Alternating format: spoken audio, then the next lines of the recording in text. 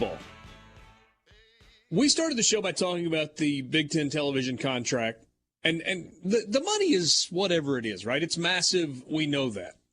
But my questions are less about the money and more about what does this mean, and does it change anything going forward besides just kind of resetting the cost of doing business? For example, the NBC piece of this, where NBC is reportedly going to pay $350 million for 13 games to put in a primetime window on Saturday night.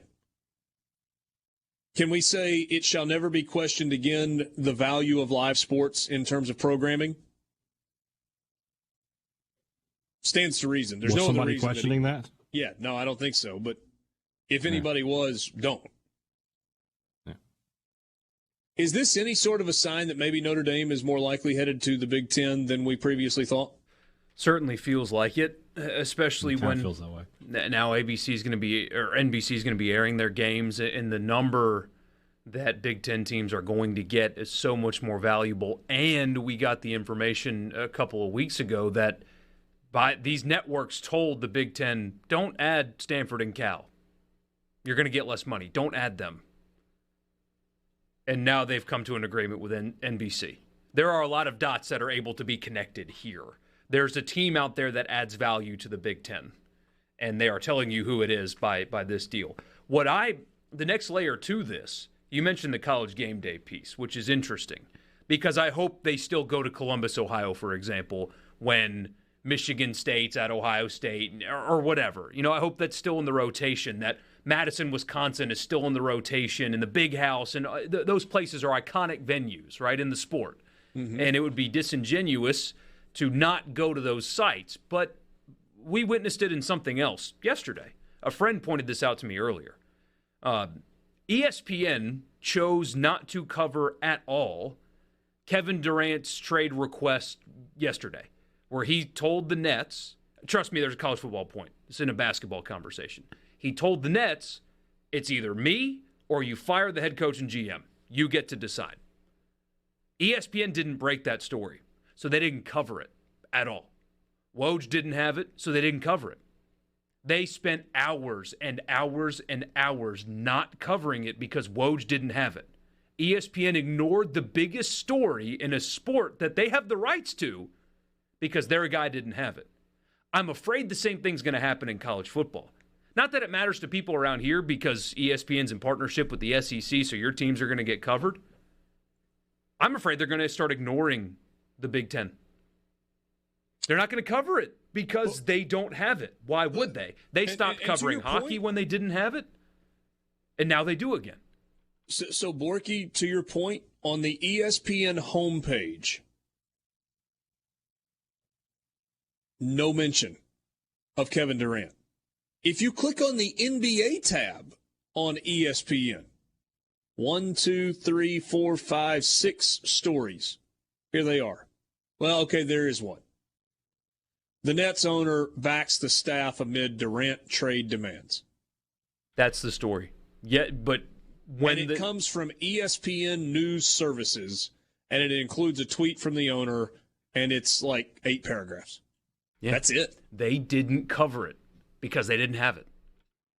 Your point about hockey is good, right? The occasional hockey highlight, and they would occasionally put Barry Melrose on television when they didn't have hockey. They got back in the hockey game, can't watch SportsCenter without hockey highlights anymore. So, what's ESPN going to do with its content on College Game Day? I just feel like that show is kind of like Switzerland. I just feel like they're neutral. I know. I mean, you've got Herb Street on there. He's not going to talk about Ohio State. Not going to talk about the Big Ten. But Lee Corson's not going to talk about the Big Ten. They don't. I don't see that happening. They can't cover those games. None of those games will be on their networks. I know that, but I still think that they'll talk. They have to talk about those games. They will talk about them. Big noon kickoff. They will do predictions for them. I hope so. I hope you're right. But big noon kickoff doesn't cover the SEC, really. They mention it in passing, barely. for the entire existence of shows like College Game Day and College Football Live and all the stuff, all the production that we consume during the season, there's been a financial incentive for them to do it. There's no more financial incentive for them to do it. All right, so the mission statement... I can't get over that the Big Ten is paying this money for the second choice game. Like, I decided to look at, like, some schedules, right? So this is week 5 in the Big Ten. For some reason, they already have some games that are set for times. I don't think Purdue, Minnesota, which is a noon kickoff, is the big noon game on that day. Probably Michigan at Iowa, if I had to guess, right? So CBS would be picking from Rutgers at Ohio State, Illinois at Wisconsin, Michigan State, Maryland, and Northwestern Penn State. As opposed, and this is for this season, obviously. As opposed to with the SEC, if they didn't have it, Alabama at Arkansas, Georgia at Missouri, Kentucky Ole Miss, LSU at Auburn, Texas A&M at Mississippi State. What was the thought process here at CBS that this Big Ten deal is better value for us to have the second choice than to have the first choice from the SEC? See that, or is it that just as simple as we're petty? There may be some pettiness involved, but I think there wasn't enough forethought. I mean, CBS has come to the realization that we've got 2 years left of carrying the SEC, and then we got nothing at 2:30 on Saturday afternoon, 3:30 on the East Coast. Nothing. I mean, people talk, yeah, they get Mountain West Conference stuff, I think, that's mixed in there a little bit. So they're going to go from the most watched game for 75% of the season on their airwaves to Boise State with a 1:30 local time kickoff. And so they realize, well, we got to do something. So what are they doing? Well, what are our options out here? Well, the ACC is completely locked up. ESPN has all of the ACC's rights. We're out on the SEC. The Big 12 and Pac-12, for all practical purposes, no longer exist. So what does that leave? Oh, it leaves the Big 10. Well, what can we do with the Big 10? We can get their second or third best game. Okay. What's that going to cost us? 6 times what we were paying for the SEC. Yeah, you think there's some seller's remorse at CBS? I would argue somebody's going to lose their job, right? Who knows, right? I mean, you went from possibly, Alabama, LSU, Georgia, Florida to Rutgers, Nebraska. And hey, did this, right? Okay, so to your point just a second ago, those 5 games that you listed, now in fairness, they do have Southern Cal and UCLA in the mix as well, so that will add a little more layer and a little more intrigue. But Fox gets whatever the best game is. So if it's Michigan and Iowa that week, some combination of CBS and NBC are getting the number 2 and the number 3 games. So you were just saying a second, what's the second best game? Well, what's the third best game? Yeah. It's crazy. And they still have to populate the Big Ten network with games? Yeah. I agree with this text we got from the 770 area code. With as much as ESPN owns the playoff and hypes the playoff, they can't not cover the Big Ten because Ohio State is always going to be in the playoff discussion. One team. That's all they got to do. Well, it was Michigan last year. That's all they had to do. Yeah.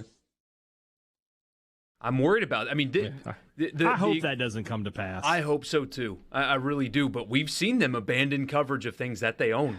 I mean, they've done it. The College Game Day is so pure. It's so, it's just the thing that all fans like.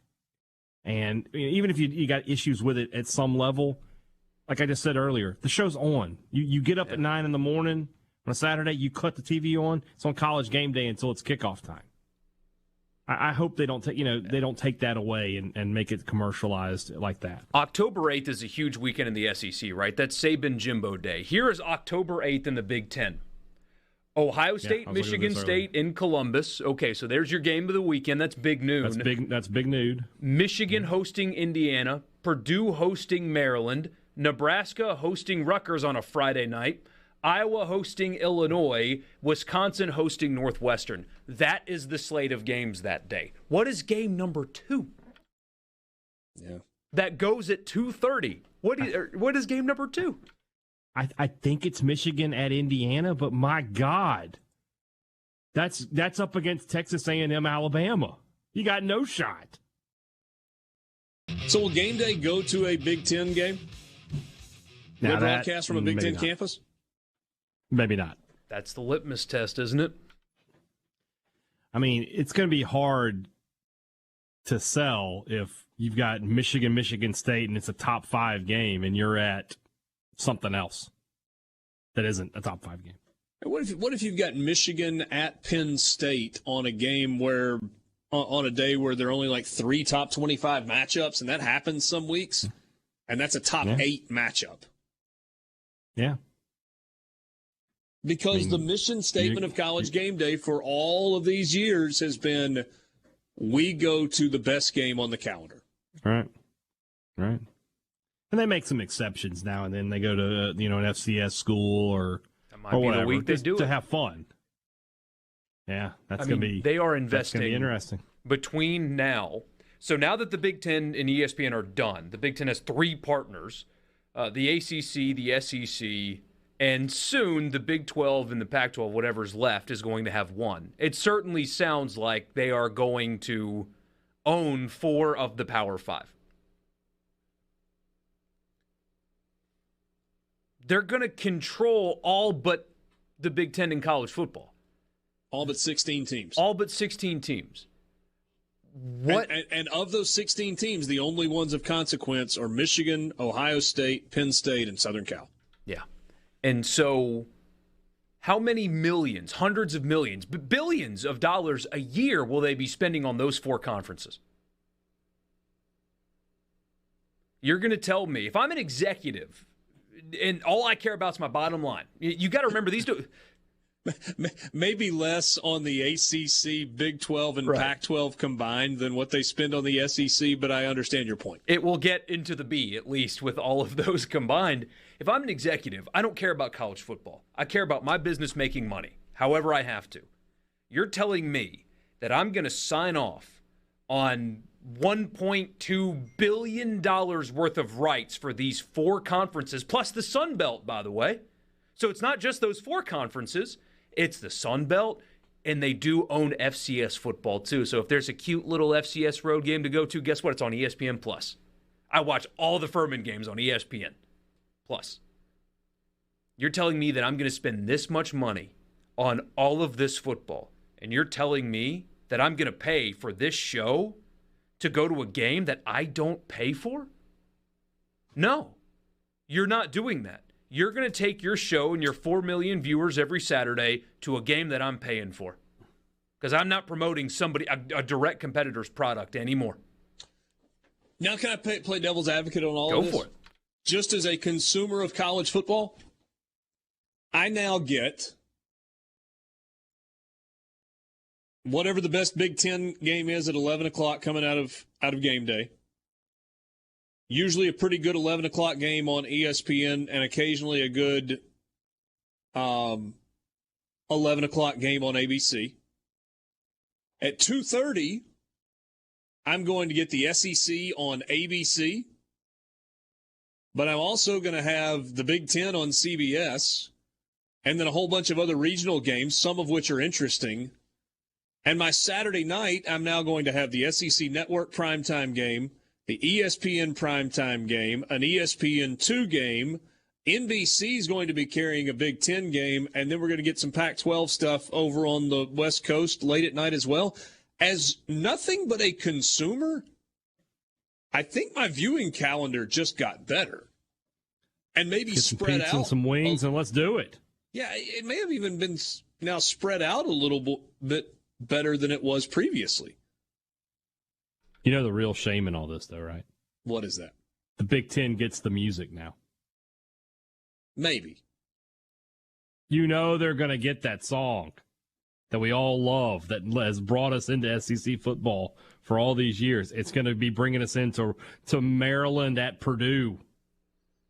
That is actually a really good point because they don't want to compete against each other. They don't. That's why the Big Ten is doing their best game at 11 Central, because they're going to lose if they put their best game up against the SEC's best game.